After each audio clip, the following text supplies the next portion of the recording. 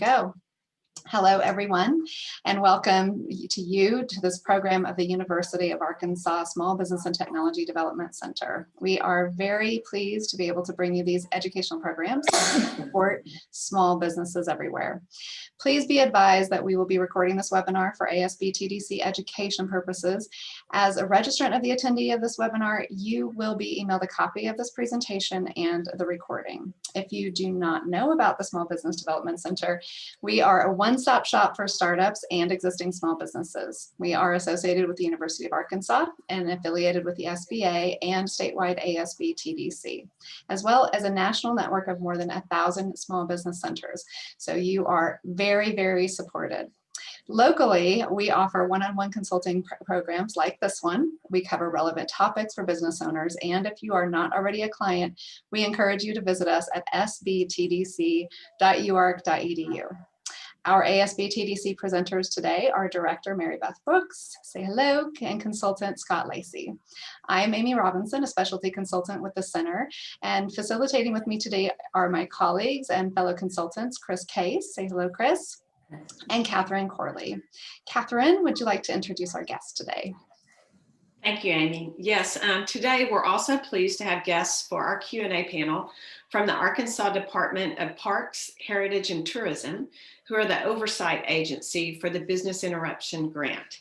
So today we're pleased to have Secretary Stacy Hurst, thank you, Jim Andrews, who is the General Counsel, Caleb Osborne, Chief of Staff, and Leslie Fiskin, Chief of Legislative Affairs. Welcome. Great. I'm excited to see you all for being here and supporting this great informational conversation. Now, this is a webinar format, so we know that you're going to have a lot of questions. Just please engage with us via the chat and the Q&A at any time during the presentation. We will be monitoring and collecting all of your questions to be answered during the Q&A segment after this brief presentation. So please note that you have the ability to be anonymous also throughout the Q&A, but not the chat. If you wish to ask questions yourself, like if we were just in person in the same room, you can use your raise hand feature and we will be able to unmute you for you to ask your question. To get to that raised hand feature, all you need to do is just go in the participants window, and at the bottom right, you'll see that raised hands button. Fantastic. Thank you so much. I will add on some of those instructions, even though in the group chat, you are not anonymous, but if you wanted to chat just to us, there is a just panelists feature. So if you just had a question for the panelists directly and didn't want that to be seen by all attendees, you can also get to us there. So I'm wondering, Scott and Mary Beth, if you are ready to get started. Fantastic. Well, let's do it.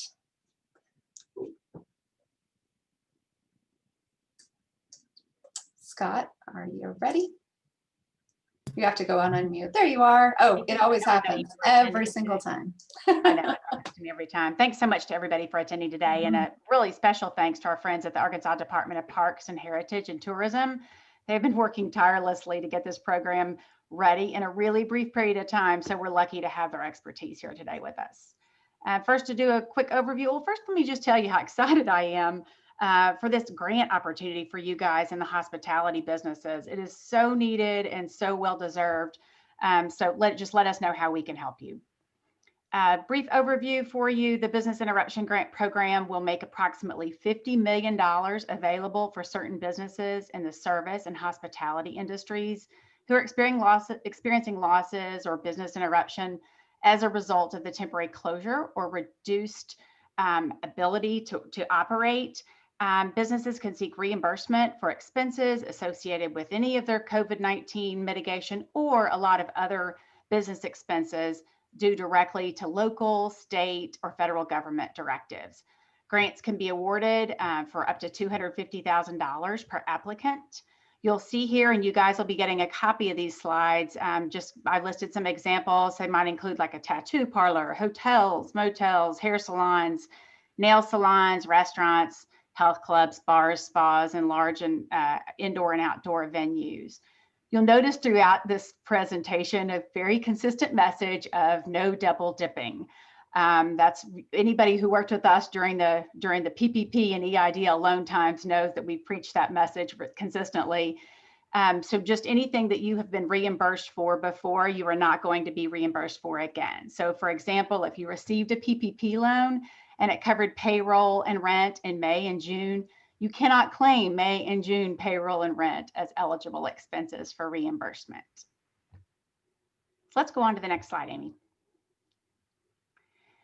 Applicants have access to a really helpful website in case you haven't seen it before. And again, you'll have this presentation, so you'll have the links to the sites and all the documents.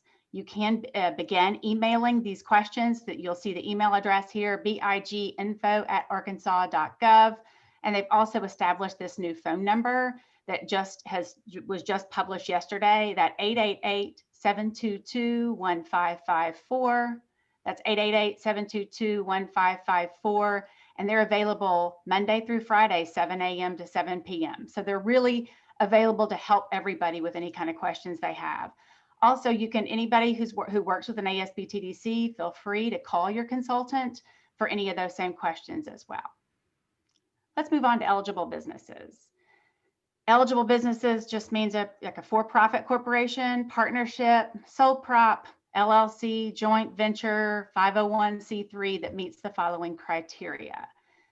The business is in one of these industries that, like we just mentioned before, personal care, tourism, travel, recreation, or hospitality, headquartered in Arkansas or has employees working in Arkansas. Business was closed or restricted operations due to an executive order by the governor or a directive by the Arkansas Department of Health. Was established on or before March 1, has an established tax ID number in Arkansas, and the current economic uncertainty makes the assistance necessary for them to continue on. If you're formally organized or you're incorporated under the laws of Arkansas, if you're registered to do business in Arkansas with the Secretary of State's office, obviously you need to have it listed as in good standing. And if you're not incorporated, you can have other documentation to prove that, like a business or a professional license, sales tax permit, utility bill, or a bank statement, just because they need some kind of documentation to show that you're a bona fide business. One of the other important components here is you have to have employed 250 or fewer full-time Arkansas employees as of September 30. And here the definition of full-time employee is an average of or over 30 hours a week. Let's move on to eligible expenses now.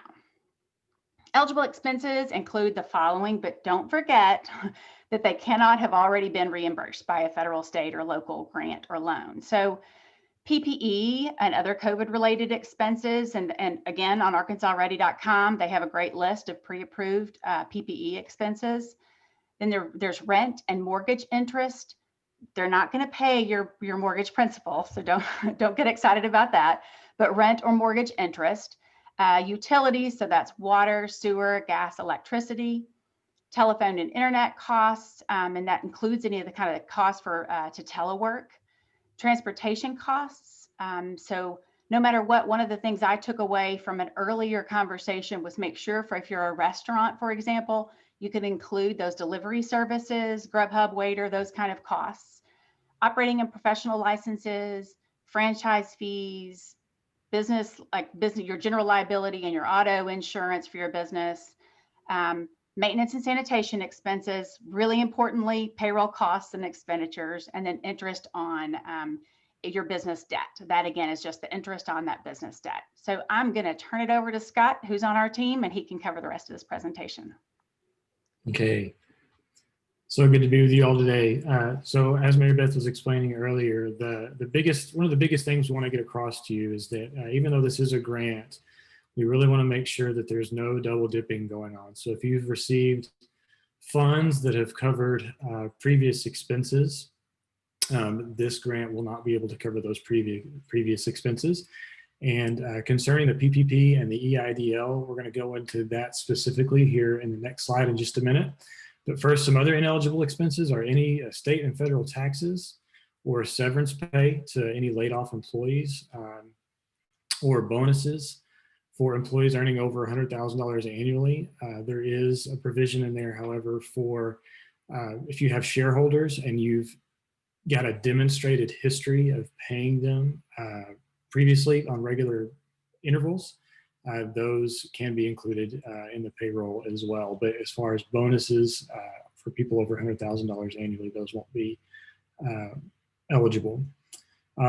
This grant also, unfortunately, does not cover lost profits or lost revenue. So even though many of you did lose a significant amount of profit and revenue due to the state law or the new state mandates for safety due to COVID-19, this grant will not be able to cover those. Entertainment expenses to get new sales or lobbying expenses aren't covered, and any legal expenses associated will not be covered either. So we can go on to the slide about PPP and EIDL, specifically the U.S. Treasury FAQ 59. So we had a question early on about PPP and EIDL specifically, and what do we do about expenses that were already paid by those particular programs? And the answer that we received back specifically referenced this frequently asked question under the U.S. Treasury Department. And the long and short of it is that if you've got an EIDL loan and you've already used those funds to pay for some expenses, those already paid for expenses won't be covered by this grant. But if you've not used those, but whatever funds you have not used won't be counted against you. And if we need to get into that and more in the Q&A a little bit later, we can. That's why we've got the panelists here with us today, and why we've got some consultants available for you after today. So as far as how the grants are going to be funded, how that's going to be determined on the next slide, there's 5 basic criteria. Hey, Scott, can I ask one clarifying question on the slide we were just on? Sorry. So if I have a client and their payroll costs for March through September was $180,000, and they received a $75,000 PPP loan and used all of that for payroll, then you're saying that the client would just list $105,000 of the remaining payroll that they had spent during that time as eligible for this grant reimbursement?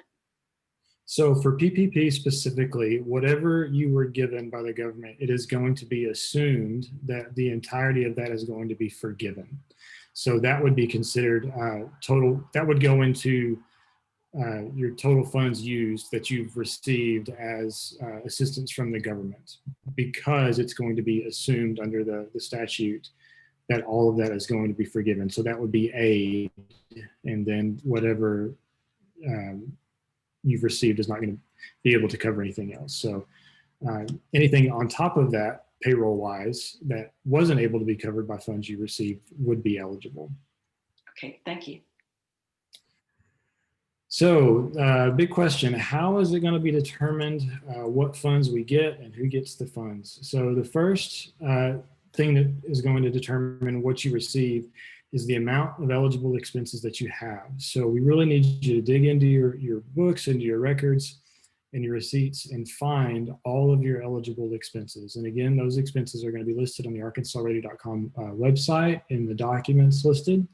And then you'll have to go in and find what you've spent, and we're going to hopefully possibly have some tools to help you with that as well, but it'll be on the website. Second is the amount of financial injury. The way that the amount of financial injury is going to be determined primarily is going to be the difference between your sales tax returns between 2019 and 2020. So basically, if you paid a lot of sales tax in 2019, but then we look at your records in 2020, you didn't pay hardly any at all, then it's very clear that you suffered a lot of economic injury. So therefore, it's more likely that you'll receive more grant funds. If you weren't open for the same period in 2019, but you just recently opened before March 1st, then they're going to use industry data to compare to your specific business to determine approximately how much you'll be able to be qualified for. And again, that gets into number 3, the overall impact of COVID-19 to the general industry, because some industries were more impacted than other industries. And no matter how much you were impacted, the loan is capped, not the loan, I'm sorry, the grant is capped at $250,000 per business, and that's per tax identification number. And the available funds, because we don't know exactly how many people are going to apply, are going to be apportioned to the approved applicants on an equitable basis. And so now the question becomes, how do we apply for this grant? So the first thing you need to do, like we said above, is to go ahead and get all of your documents together. So there'll be a list on the next slide that we're going to get to in a minute about other things that you'll need other than expenses that you've paid. But you'll have to start getting your paperwork together in advance. And then you'll go onto the arkansasready.com website, and there will be a link there to the application that will go live on the 16th at 8 a.m. It is important to note that it's not going to be on a first come, first served basis. So you don't need to rush and get everything ready and apply right at 8 o'clock to make sure you get funds. They're going to wait and allow everyone to turn in their application and then consider all of them as a group together. So the person who applies on the last day of the grant and the person who applies on the first day of the grant are going to receive equitable treatment. You will be asked to certify that the information is correct.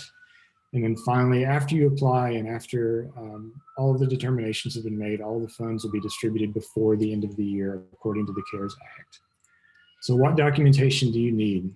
Scott, one more question, if you don't mind. Yeah. The funds will be distributed to the account. Will the businesses be notified, and when will they be notified, or does the money just show up in their account? Yeah, so what we do know for sure right now is that you will be notified. What I'm not sure of just yet, and that's probably something we can find out from our panelists as they continue to work on this program and put it together very quickly for all of us, is whether or not you'll be notified before the funds are deposited or when they're deposited or even after. We're just not sure yet, but you will be notified. Okay. So what do you need other than receipts and proving expenditures? You need your taxpayer ID number, and that can usually be found on your tax documents that you file every year or on your just original documents that you receive when you open your business. You'll need your driver's license, the date that your business started, and it's unclear right now if you're just going to be required to enter the date that your business started or provide documentation for that. If you do need to provide documentation for that, that will be on your articles of incorporation that you filed when you originally opened your business. Because the government will be issuing you funds, you will need to have a completed and signed W-9 tax form. And to get that, you can simply just Google W-9 tax form, and you can download that and print it out and fill it out. You'll also need a form. It's called a document of good standing from the Secretary of State. And to get that, there's a link in the FAQ documents on the arkansasready.com website, or you can just go to the Secretary of State's website, which is ark.org/SOS for Secretary of State. So it's ark.org/SOS. Get back to my presentation here. You'll also need, there will be a requirement for you to disclose your tax records from 2019, which they will automatically pull. So your sales tax authorization. You'll need your receipts for how much you were issued on your PPP or your EIDL loans. If you had any tax liens that you've paid off, you'll need to provide proof of that as well as your expenses. And finally, and the most important thing possibly, is your bank account number and your routing number so they can get you the money. Hey, Scott, one more question on the documentation. So for example, on payroll, is it okay to submit a payroll summary page, or does the detail need to accompany that? That is a great question, and one I want to make sure we get to with our panel once the presentation is over. Okay. Finally, just to reiterate, just to go over one more time, the funds are going to be issued as a grant that is not a loan. It is a grant, so you will not have to pay this back.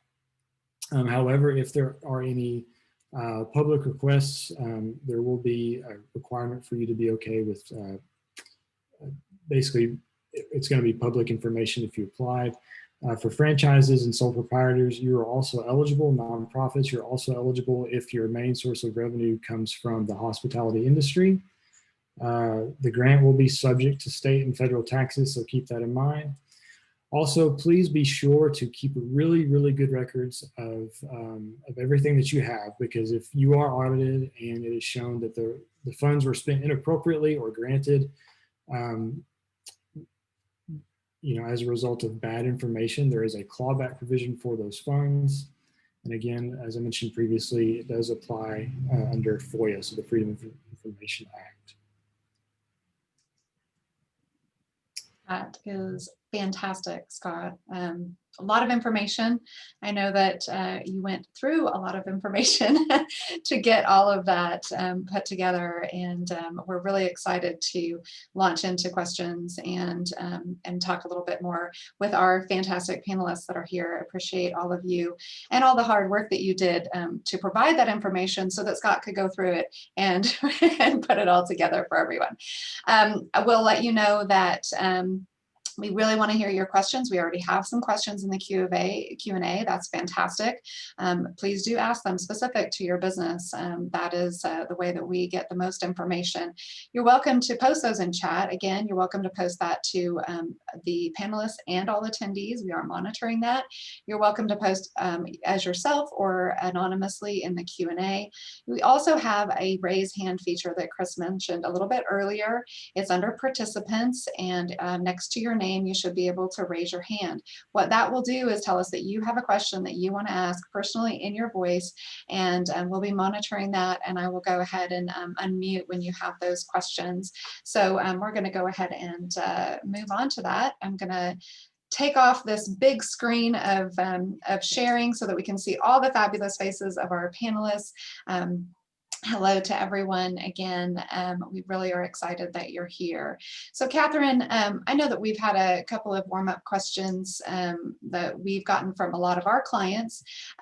So if you want to pitch one of those out there while Chris and I look at our Q&A and our chat and do a little prioritization here, we'd love that.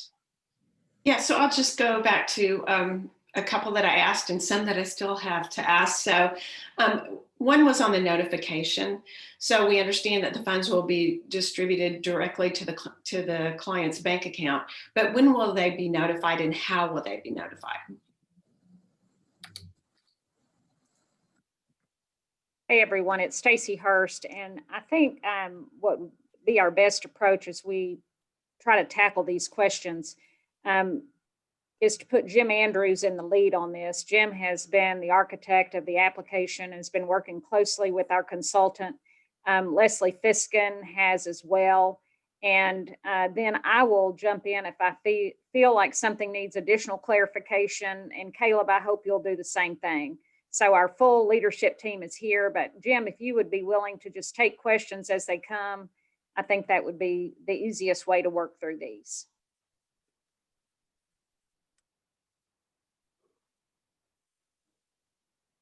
Fantastic. That would be wonderful. Oh yeah, Leslie. Oh, you want me to go ahead, Jim? Do you want to take the lead? I couldn't hear Jim if he was answering. No, it was Jim. It's all right. That's okay. He's on mute. Yeah, I'm not sure. We'll try. I can tell you for the first question, while Jim is working through, we always seem to have all of us have, tech kinks along the way. Nature of the business. The review process is, that's covered on page 11 of the FAQs, and the businesses will receive an email that will notify them whether or not they are receiving a grant. And the email, it will be the same email that they used when they set up, when they submitted the grant application. So same email address that you logged in with and that you gave us as your main point of contact, that's where your communication point will be. That will also be the communication point if the reviewers have any follow-up questions about any of the documentation or anything you've submitted. It will all go to that email address. So make sure you're logging in and using an email address that you check regularly. Fantastic. We do have a lot of, we had talked a little bit about the different industries and the specific types of clients that we would be seeing. There's a very interesting early on question about travel industry.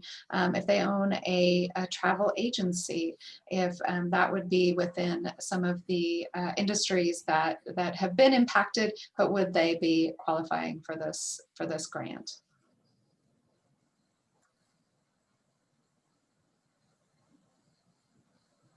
Yeah, we're still not able to hear you, Jim. I'm sorry. I'll work on that on the back end. Let me jump in on that Okay. one.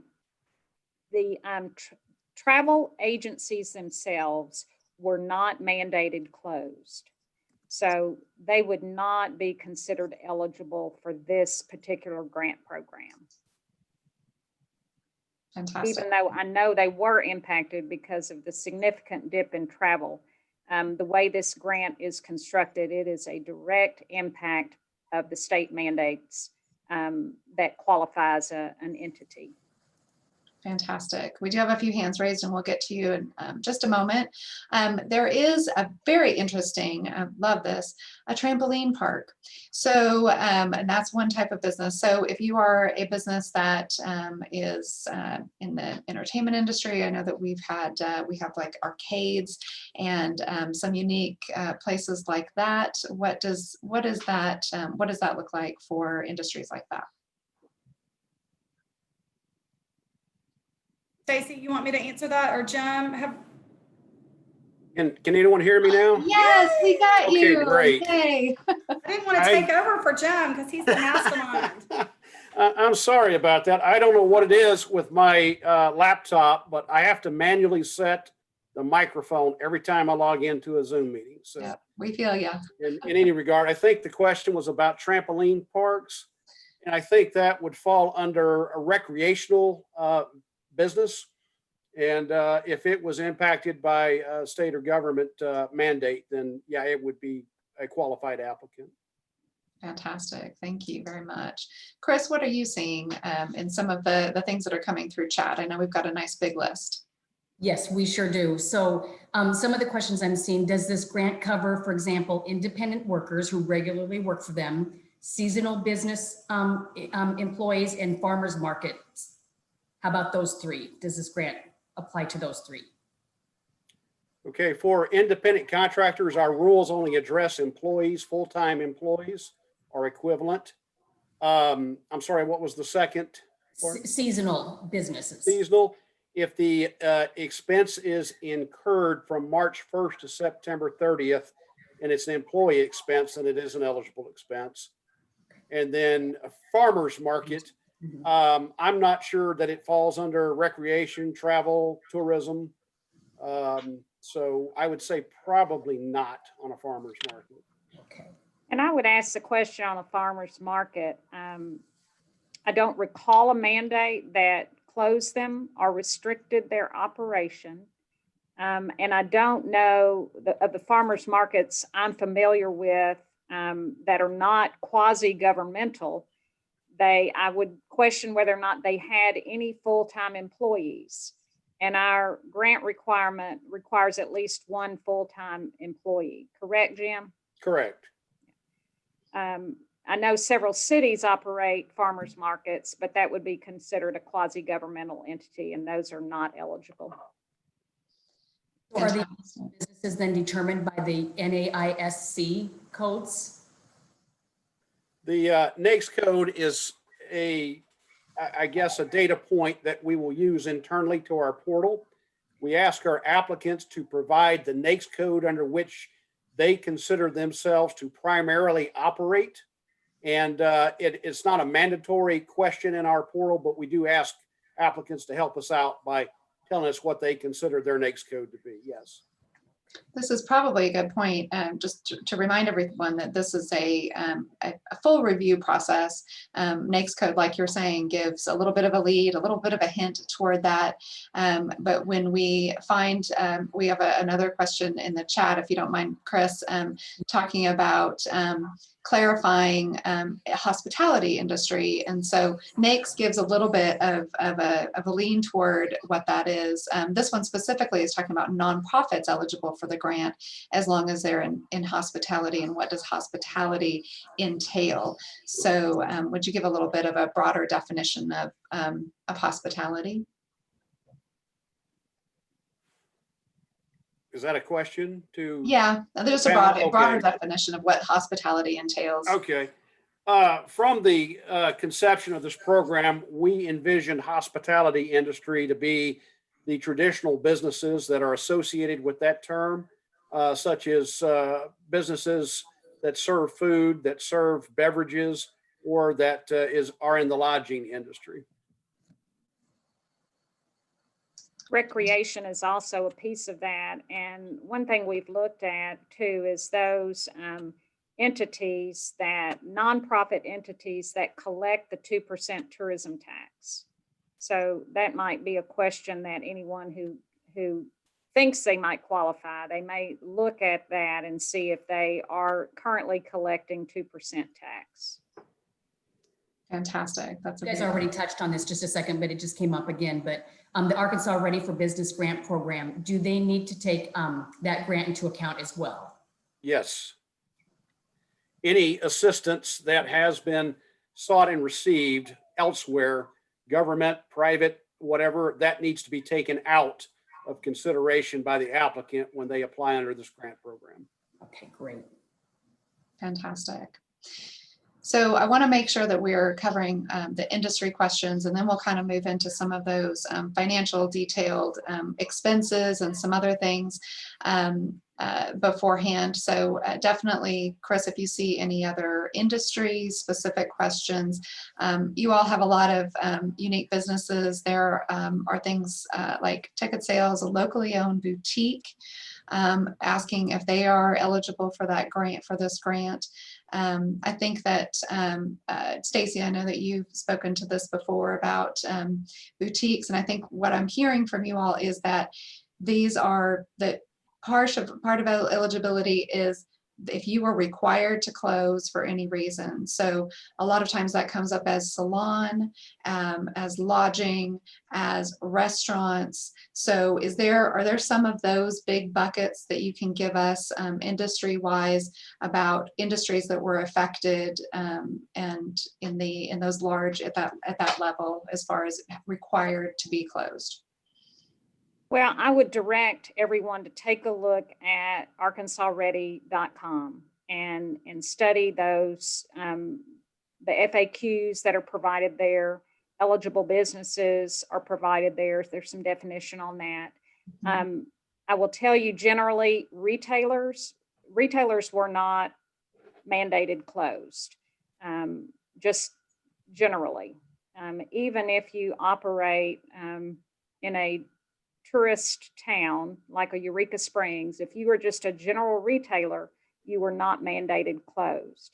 So that we have gotten several of those questions. They tend to operate within the tourism industry, but they were not impacted by a state mandated closure. Or dependent on the tourist industry. Yeah, Yes. and it is also not those what we would call supply side businesses that serve the tourism or restaurant or travel trade.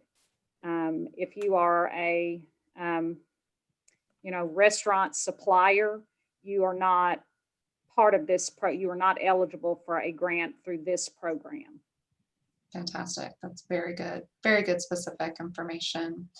I want to pop over to the application itself before we move on to expenses, since that's kind of the order of things that we presented.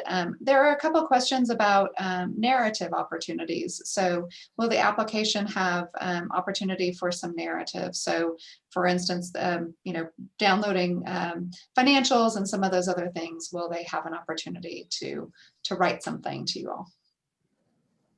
The application itself is primarily yes, no type questions, and then fill in some blank type information, upload supporting documents.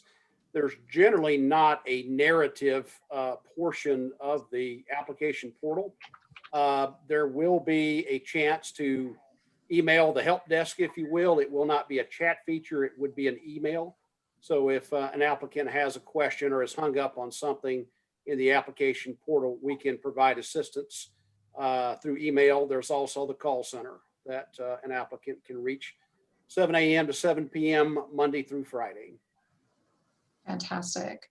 And what kind of financial reports are you looking for in those application? Do you have a variety of opportunities? For instance, if someone doesn't have QuickBooks or one of those where they can do a report, are you looking for spreadsheets? What are you looking for as far as those reports go? We're looking for source documents that prove up the expense was incurred between March 1st and September 30th. So for example, if an applicant wanted to claim rent expense, if they've got invoice from the landlord or proof that rent was paid in one of those months, that would suffice. Another example would be a utility bill, just a simple utility bill. Show us, what expense you incurred, and again, show that it was incurred between March 1st and September 30th. Fantastic. We're trying to keep it simple, but it's almost like filling out an expense report for an employer. Mhm. You've got to have a receipt, you got to have a document as evidence of the expense. So Fantastic. Jim, do their CPAs have to certify any of the payroll documentation? No. Okay. Fantastic. I'm going to pop over here just to give everybody fair warning that I'm going to call on those raised hands. Barbara, I have you first.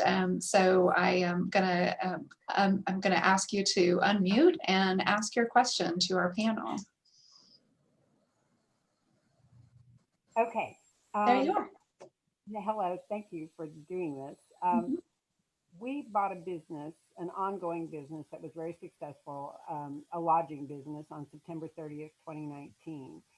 And so the sales and use tax wasn't paid under our EIN till October 2019, but the prior owners would have been paying it for the, January through September 2019, showing the success of the business. And we maintained that success until COVID hit. And so to show our economic injury, do we need to get permission from the prior owners to look at their sales and use tax that they paid in those first months? Or I just wondered how I've got a couple of other questions too, but that's the first one, is about how would we show our economic injury if we only had our sales and use tax being recorded under our EIN starting October 2019. Fantastic, Barbara. Thank you.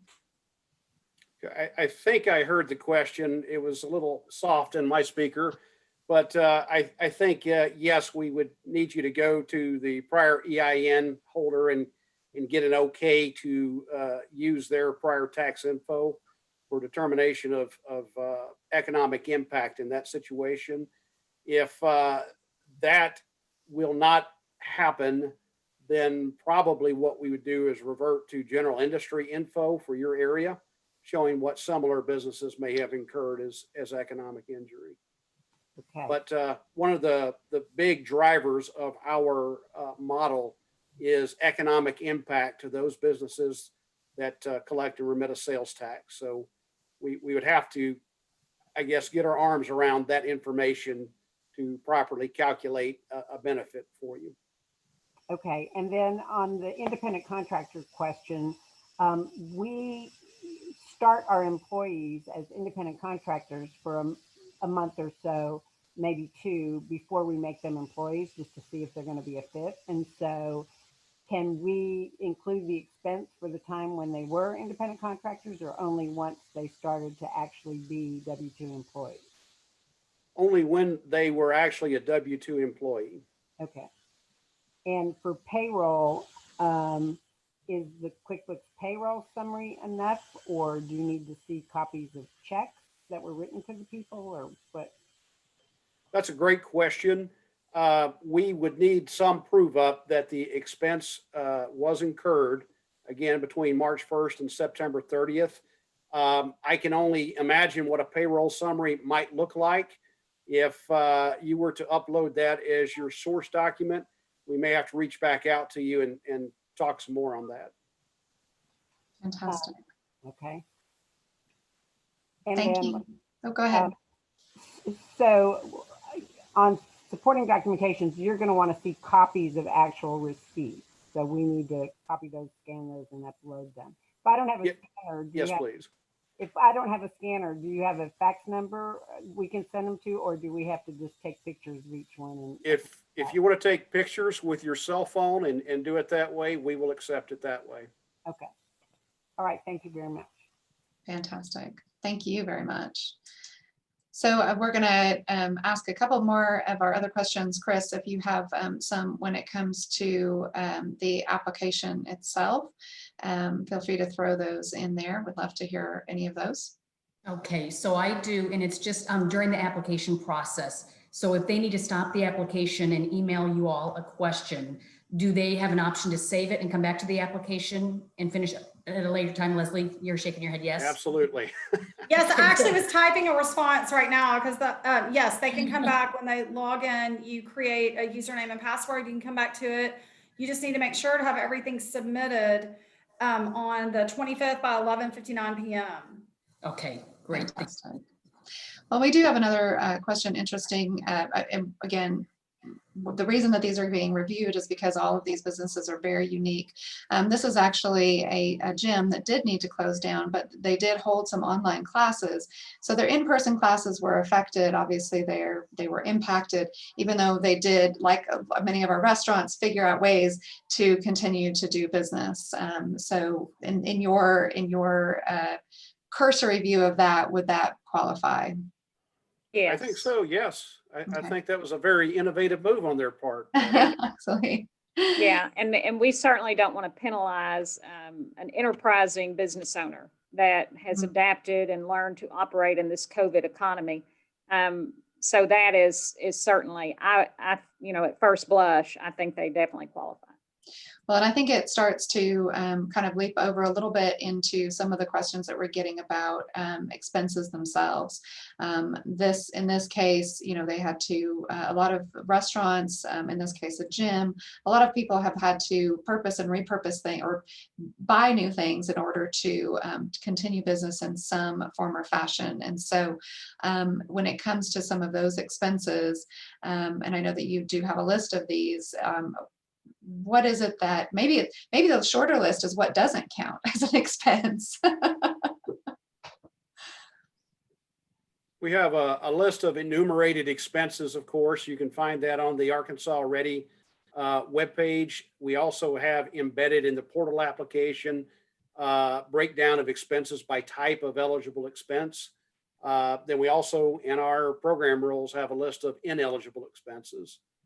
So, Amy, I'll add to that if they'll look back at our presentation, we listed a lot of specific eligible and ineligible expenses as well, and that's all taken from that website. Absolutely. And during our presentation, a question came out about franchise fees. Do they include royalties paid to the franchisor when it comes to expenses? if the royalty is part of the franchise agreement, I would say yes, that was an obligation to the franchisor, like a fee would be. And then most leases are triple net and call for the tenant to pay for the real estate taxes and property taxes. Would those be included in some of the rent expenses? Under the rules of the CARES Act, taxes cannot be covered expense. So no, the taxes could not be included. Fantastic. Another question, and I think that this is a good question to put out there. We did mention the EIDL loan. There was another question about their other SBA loans, because obviously there are a lot of SBA instruments out there. So differentiating between SBA loans and the EIDL when it comes to how to calculate that. I would direct SBA questions to the SBA. I don't know what all is available out there. I understand that the Paycheck Protection Program was an SBA administered program. The CARES Act specifically precludes double dipping from it as a funding source. So if other assistance came through in another program through the CARES Act, that would run the risk of double dipping. So I think that, and Mary Beth or Scott, this is probably something that some of our clients would come across, is that they have a 7A loan, which is, not under the CARES Act, whereas an EIDL or the PPP loan are falling under those instruments. And so a separate SBA loan would be calculated differently. Is that what you're thinking, Mary Beth? I don't understand the question really at all. So if someone has an SBA loan, like they got a 7A loan somewhere along the, in this period, if that would be counted in the lump sum of EIDL and PPP. That is counted because that's just a general loan, just like if they went to their bank and got a conventional loan. Right. So I hope I would agree with that. I think the concern is if it is CARES related funding, that we have to avoid double dipping. So Jim, correct? Correct. If it's just a conventional loan or, otherwise, yeah, it's not of concern. So like I saw in the questions, what if the EIDL is $100,000 and it says, but they're forgiving the $10,000?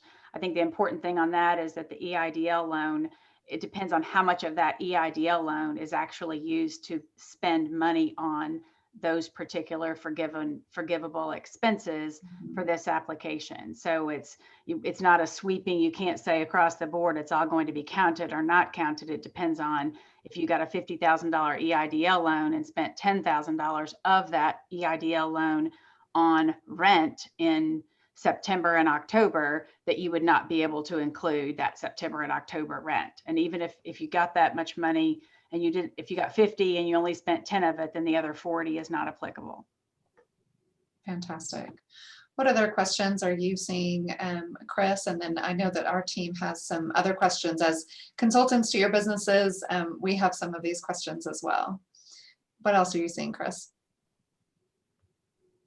Oh, there you are. There you are. So one of the questions, and I was asking Leslie this too, can someone clarify the terms of nonprofit eligibility for the grant as long as they are in hospitality? What does hospitality entail? And Leslie, do you want to explain that a little bit? When it comes to nonprofits. For the hospitality, it's the same definition that Jim referred to. I mean, we're talking, you can look in the dictionary. I mean, it's what do you envision in hospitality? Are they hotels, lodging, restaurants? I mean, quite honestly, there's so many businesses that need to be helped, but they're the primary focus of any of these businesses, but specific to your question with nonprofits, has got to fall within one of these industries.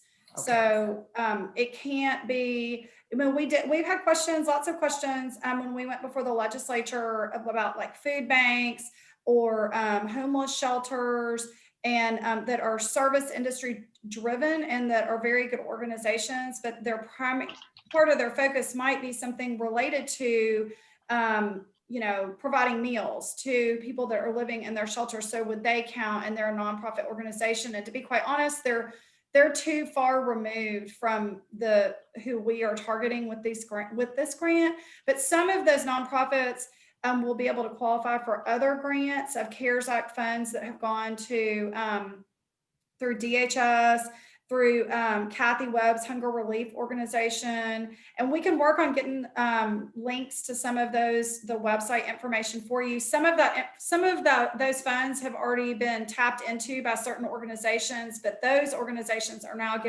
pushing them out to other nonprofits. So we can help y'all connect with the proper government agencies that can help your businesses get connected to those grants that may be more applicable to them than this grant. Okay, and like you just mentioned, I mean, again, arkansasready.com, we'll make sure that, Amy, we've got that in the notes that we send out to everybody. Yes. Oh, fantastic. Yes. Yeah. Hey, Amy? Yes. I picked up one in the Q&A that I thought was interesting. I think we've had this question a couple of times. For business owners that are in service-related business and hospitality, or personal care. So for an event planner, as an example, they don't pay sales tax.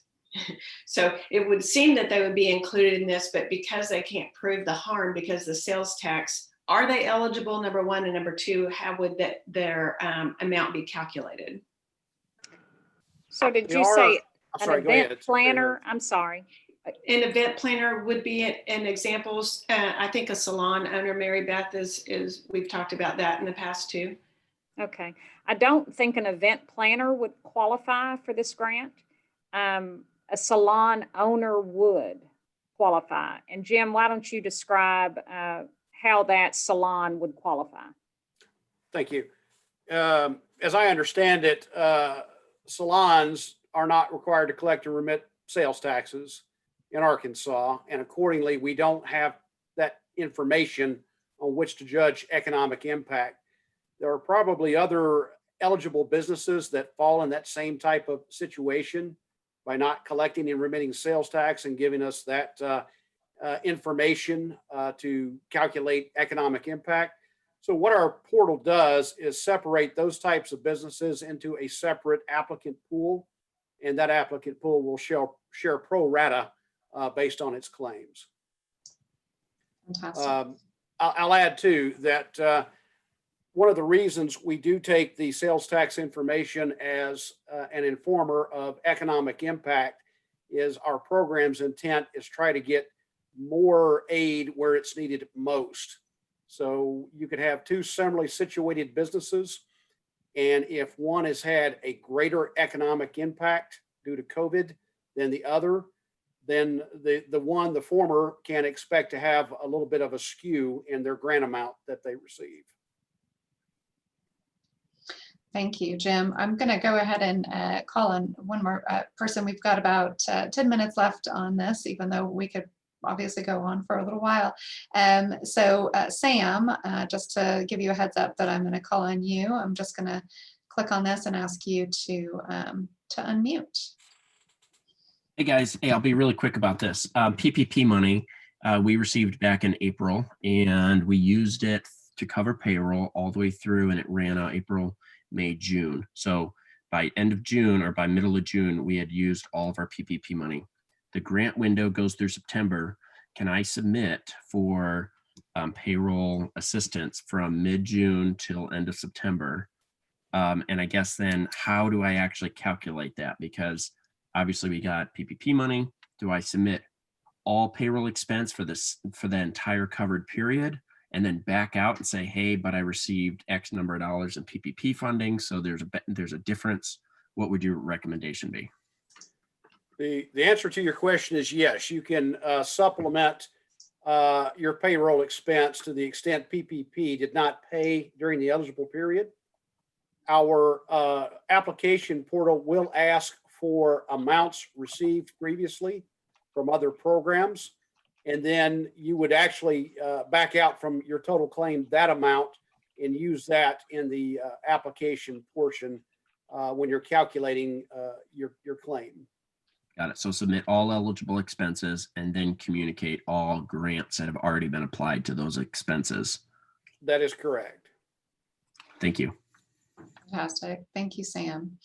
I'm going to call on one more person who has their hand raised. Paul, I'm going to be calling on you. So thank you for your patience, and here you go.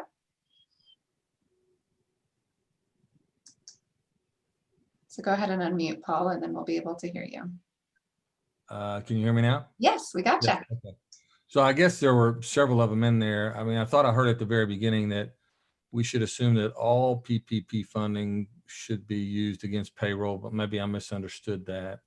So I've got the same question as the other person. I think I ran out of a bunch of PPP funding for payroll earlier on. And then the other big one that comes up to me, it's the purchase of product to resell from Benny Keith, Cisco, whatever. That's a cost of doing business. And although I'm losing money because I'm running a third or fourth of what I was, I still have to buy product to even stay in business at all to be able to resell. So are those invoices submittable as grant invoices that can be, that I will get grant funding for? Those are ordinary expenses that you incur as a part of your business? Yes. So like I buy 200 pounds of hamburger meat and I sell 400 hamburgers out of that over a certain period of time. Is that hamburger meat an eligible expense? It would be, to the extent that it is used for business purposes. Okay. So if I sell it in my biz through my restaurant to my customers, then all of those things that come in that I use to run my business are, I was told this when I called the phone bank yesterday, that yes, they are eligible. It sounds like cost of goods Cost of goods sold. sold for a restaurant? Is that what you're saying? Yes. Because it's not listed anywhere as I'm loving it if it is, but. Well, and I don't have the exact document in front of me, but it's all goods that are used to operate your business. So it's a gray question, and it's a pretty big one. It is a huge one. I'm glad you asked. Because you look on page 4 of the rules, this is Leslie. If you look on page 4 of the rules, and I can put this on the chat, but on the eligible expenses, where it lists the type of expenses that are incurred, like Jim Andrews has referred to, certain ordinary business expenses incurred by an eligible business as a direct result, and that, or those business expenses incurred due to diminished capacity. So those are certain ordinary business expenses that you're incurring regardless of whether you're able to sell those hamburgers or not. So I think our interpretation is if those fall within the category of something that you would have those ordinary business expenses anyway from March 1st to September 30th, they should be considered eligible. Of course, you have to meet all the other requirements to qualify as an eligible business, but for an eligible expense, as long as you're meeting that definition of certain ordinary business expense between March 1st and September 30th of being incurred, it should be eligible. Yeah. Now, obviously, they're a lot less than they were in 2019 because I was doing 4 times the amount of business. So the expense would be 4 times less. That cost of goods went up, meat and all of that stuff. But so that's a big one for me. So Yeah. Well, and let me just add this disclaimer. We'll double check that. We'll check with our consultants to make sure we're not misstating something. And Jim, you can get back with Mary Beth and you can disseminate that to the group here. Sure. Let me just add that disclaimer. On page 5 Yes. of the rules too, that, Leslie was referring to page 4 or page 5, we specifically accept goods and services that are not used for business purposes. So I think you've hit upon a great question, Paul. yeah, because it is used for business purpose, right? That's the business that I'm in, actually. Right. So if I was a salon owner and I had bought hairspray, the hairspray would be something I could submit as an item I use to run my business. That's why I was the same one who asked that on the rent too, because the definition of rent for us, additional rents are included in a triple net lease, all property taxes, insurance they have to pay, all real estate taxes. But I knew that was a little bit of a tweak in there because it says it doesn't pay that. But the tenant can become in default of the lease if they don't pay those because it is considered additional rent. So that, I guess that's not a gray area at all though, right? Well, again, the CARES Act precludes use of these funds to pay taxes. So okay, that part is definitely out. Even real estate taxes. Yes. Right? Okay. All right. I get that. So, I did read in there somewhere, it did allow for you to pay for the taxes that you bought for things like I use to run my business, like garbage bags, right? Sales tax. You're talking about a sales tax? Correct. Would you not be exempt on that type of purchase from? Well, it depends. If it's something that I'm selling, then I collect on the sales and return into the revenue. If it's something that I buy, my supplier has to break that out. So I don't resell my dish soap, but I have to use the dish soap and I have to pay sales tax to my supplier on the dish soap. So there was a little confusion on that as well. Is the sales tax included on the item that you had to buy? Or like I put individual swamp coolers on outside patio tables. If I buy those from Lowe's or from Home Depot, I have to pay sales tax on those from those people. But it is an eligible expense if I made a modification for COVID separation, the way I understood it. Okay. Is that correct? Or as Secretary Hurst said, let us talk with our consultants on that and see if we can get some clarification. And I would like to, Stacy, we spoke about the callback thing in for the checklist for reservations in restaurants. I'll still make that available at a very reasonable low price to have other restaurant operators have that ability as well. I want to try to help whatever I can do. So I'll let my time go, but hopefully I understand my food cost is an expense I can submit. Thank you, Paul. Appreciate you. Good. Of course, that's why we're here, to bring up really good questions. We appreciate that. We are at time at 3 o'clock. I will say that if our panelists have a little bit of time to stay and ask questions, I know that our team is here to stay and ask and answer questions.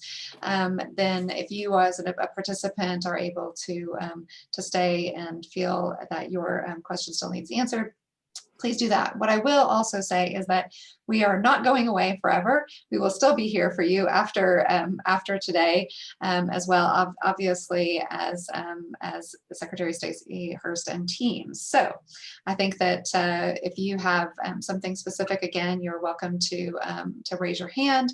You're welcome to. We will look through this. Some of our consultants are trying to answer you individually. So as we are looking at the chat, because we have so many things going on, these questions will be saved.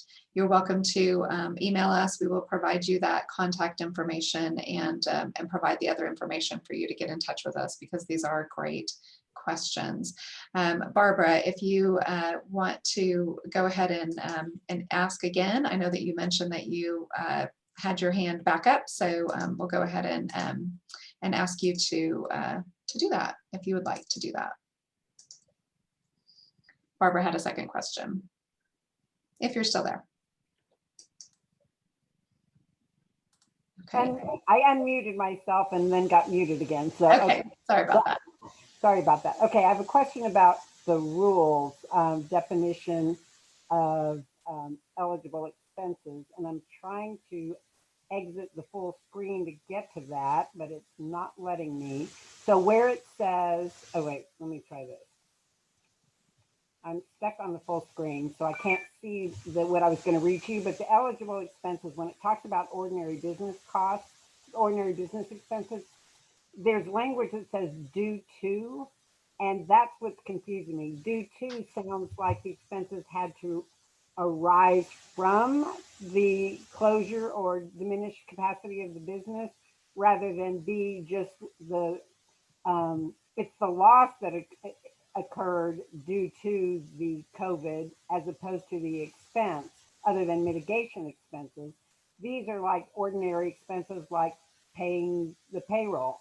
I guess I'm confused because it says due to a cutback of the business, but the payroll isn't because the business was cut back. So I'm just confused by the due to language on eligible expenses. Stacy, you're nodding your head. Yeah, it's just ordinary business expenses, and as we've noted, yes, there are special expenses that businesses are incurring because of COVID. So those eligible expenses are listed on arkansasready.com.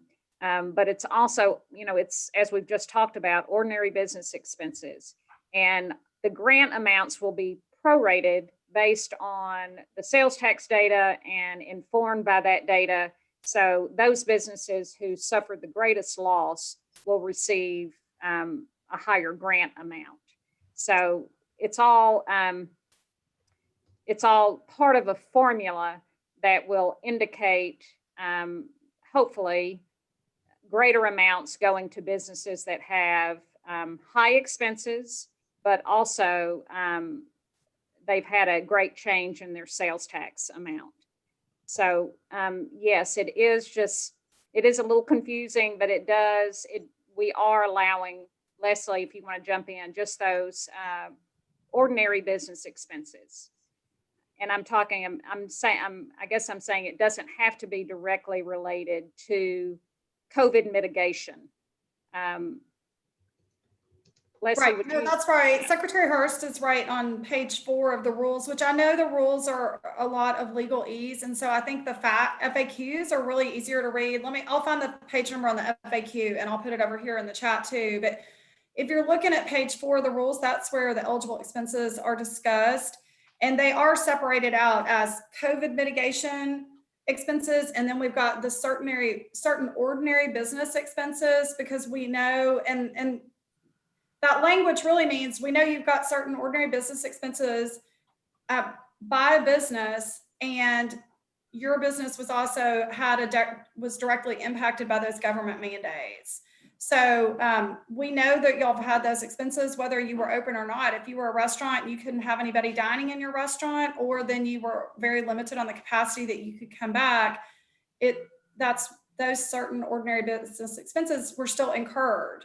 So that's on page 4 under eligible expenses. It's capital letter B as in boy is what I'm referencing.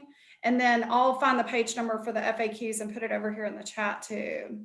Fantastic. Thank you. Yes, and do continue. Well, answer. I've got a couple more questions, hands raised. Let's. Oh, wait, can I just say one more thing, like Secretary Hurst said and Jim Andrews, we'll continue to work. I mean, we're working with our consultants every day. I mean, we've got another call scheduled with them this afternoon.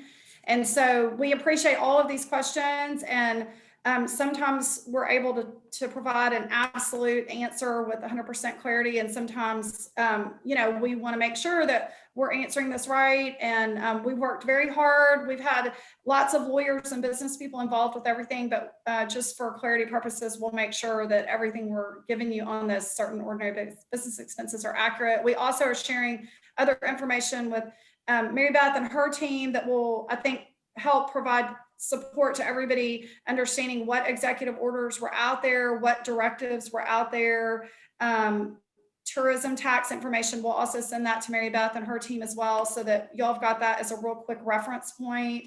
And I think that could be helpful to businesses when they're applying. Fantastic.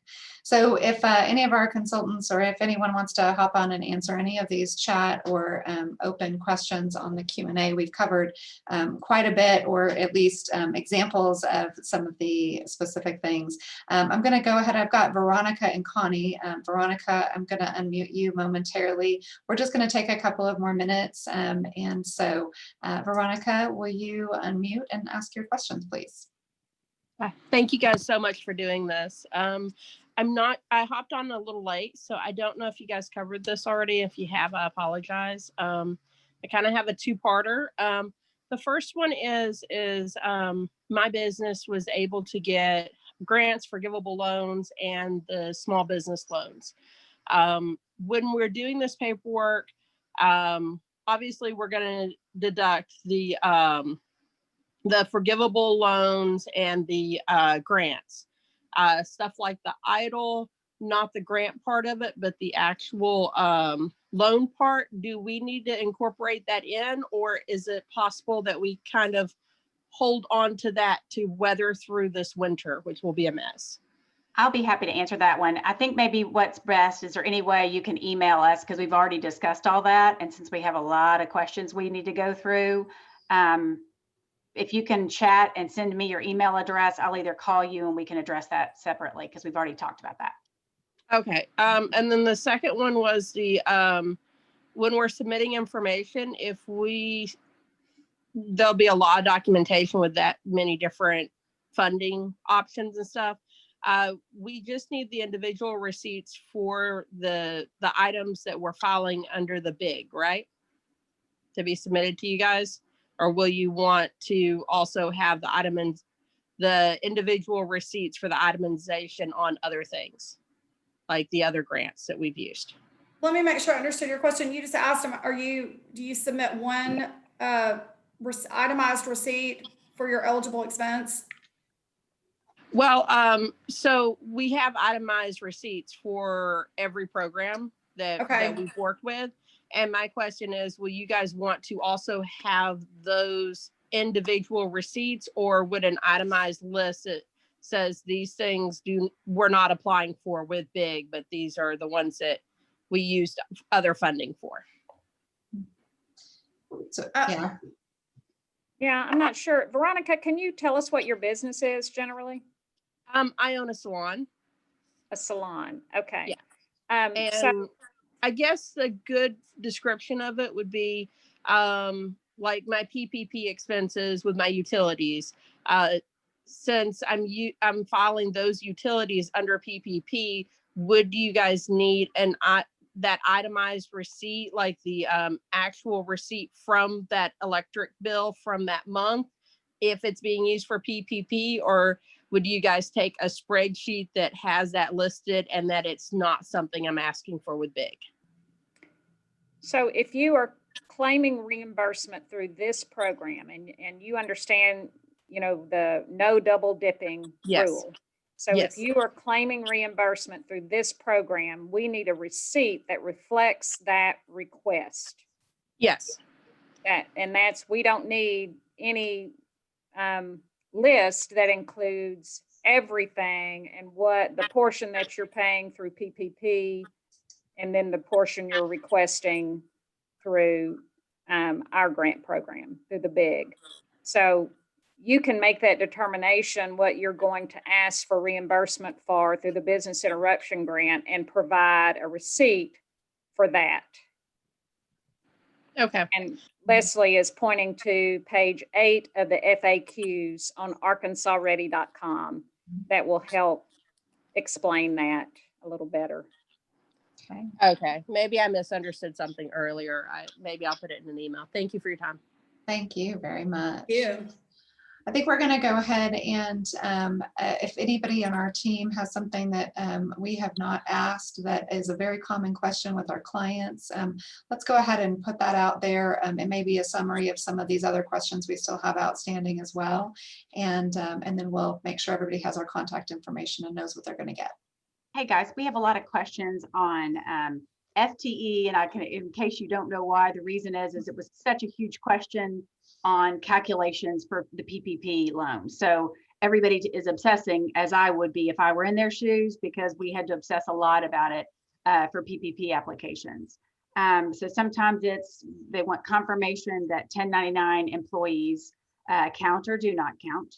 And then everybody is really worried about how to calculate. And I know that it's been said over 30 hours makes a full-time employee, but for a lot of, like, I think one of these was a fitness center.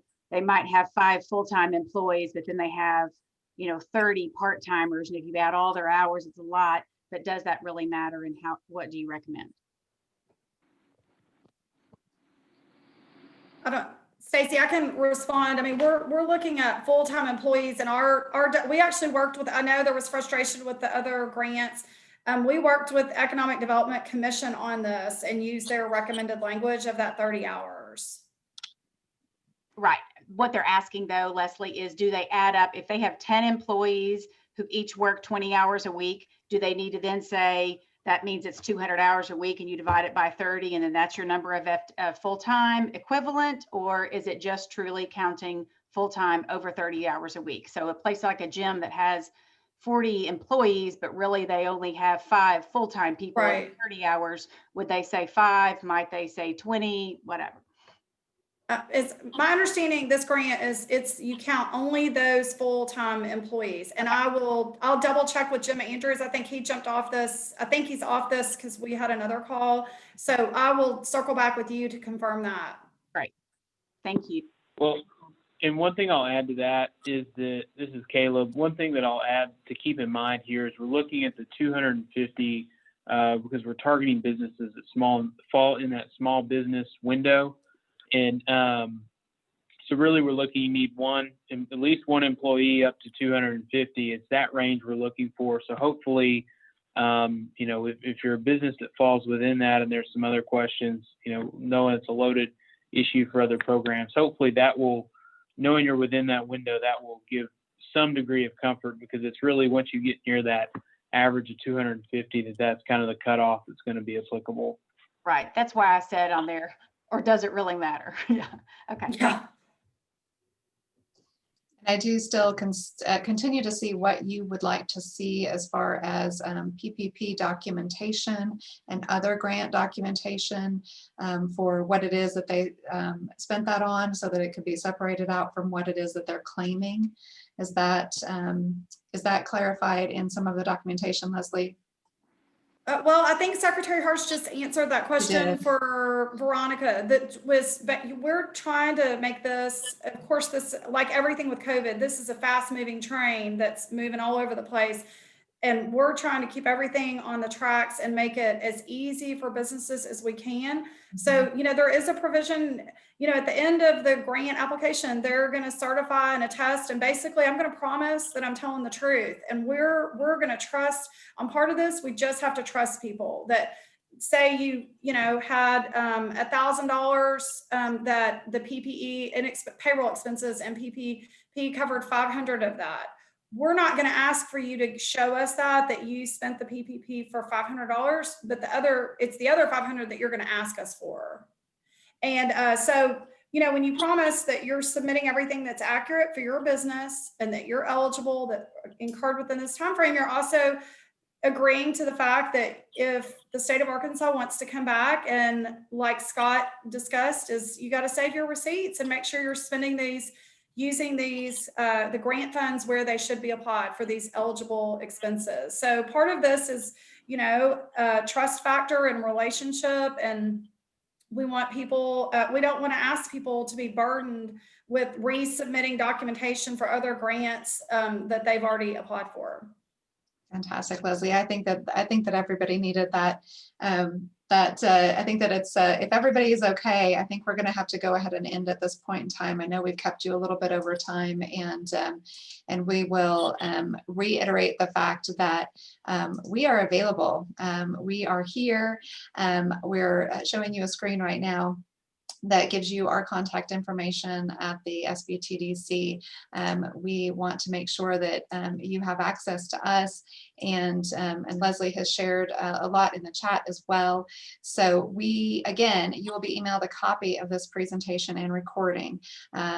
Anything that's been posted in the chat, you also receive a copy of that. We will also be providing you a brief survey that helps us bring these quality programs. If you are a client of ASBTDC, of us, or any of our affiliates, or you want to become a client, we are here. Remember, our services are free. You'll have access to some worksheets, some calculators, some tools, and of course our one-on-one support. So you can go to the link on the screen or find your local ASBTDC. So Chris, you want to close this out and let everybody know where to find us?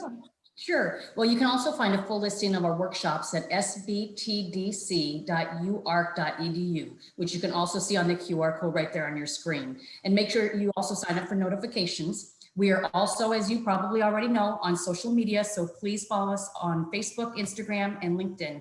And we thank you again for joining us, and see you next time. Fantastic. Thank you again all for being here, and we will see you again next time. Thank you. Thanks, everyone. We'll be working together a lot over the next month. Thank you. Thank you. Thanks.